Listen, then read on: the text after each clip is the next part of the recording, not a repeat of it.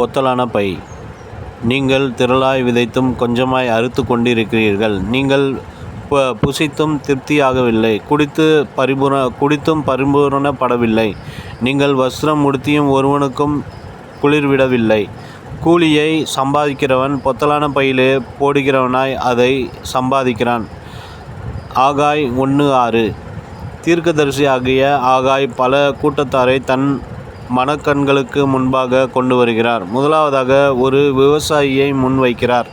அந்த விவசாயி அதிகமாய் விதைத்தும் பலன் கிடைக்கவில்லை, மிகவும் கொஞ்சமாய் அறுத்து கொண்டு வருகிறார். ஏன் அவரது நிலம் மற்றவர்களுடையதைப் போல 30, 60, 100 பலன் தரவில்லை? ஏன் அவரது பை பொத்தலாய் இருக்கிறது? இன்னொரு கூட்டத்தாரையும் அவர் தன் மனக்கண்களுக்கு முன்பாக நிறுத்துகிறார்.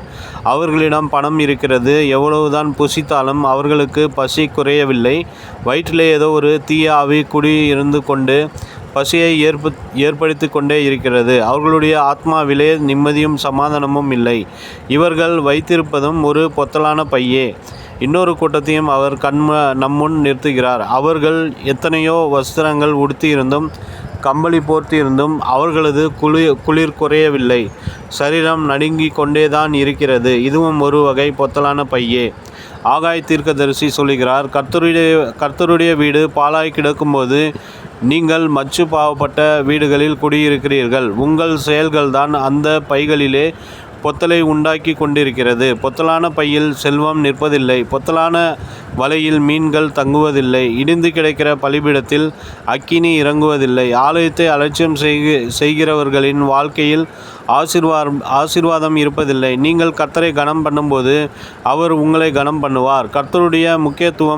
கர்த்தருக்கு முக்கியத்துவம் கொடுக்கும்போது அவர் உங்களை மகா மேன்மையான நிலையில் வைப்பார். கர்த்தருடைய ஆலயத்திற்கு அவர் உங்கள் தசமபாகத்தை கொண்டு வரும்போது வானத்தின் பலகணிகளை திறந்து இடம் கொள்ளாமல் மட்டும் உங்கள் மேல் ஆசீர்வாதத்தை வர்ஷிக்க பண்ணுவார். மல்கியா 3:10. உன் பொருளாலும் உன் எல்லா விளைவின் முதற் பலனாலும் கர்த்தரை கனம் பண்ணு. அப்பொழுது உன் களஞ்சியங்கள் பூரணமாய் நிரம்பும், உன் ஆலைகளில் திராட்சரசம் புரண்டோடும். நீதிமொழிகள் 3:9-10. தேவப்பிள்ளைகளே, முதலாவது கர்த்தருக்கு என்பதை ஆணித்தரமாக உங்களுடைய உள்ளத்தின் பலகையில் எழுதி வைத்து கொள்ளுங்கள். கர்த்தரை உள்ளன்போடு நேசிக்கும்போது மனப்பூர்வமாக உங்களுக்கு கிடைக்கும் எல்லாவற்றிலும் கர்த்தருக்கு முதல் பங்கை எடுத்து கொடுத்து அவரை சந்தோஷப்படுத்துவீர்களா? அப்போது அவர் உங்களை சந்தோஷப்படுத்துவார்.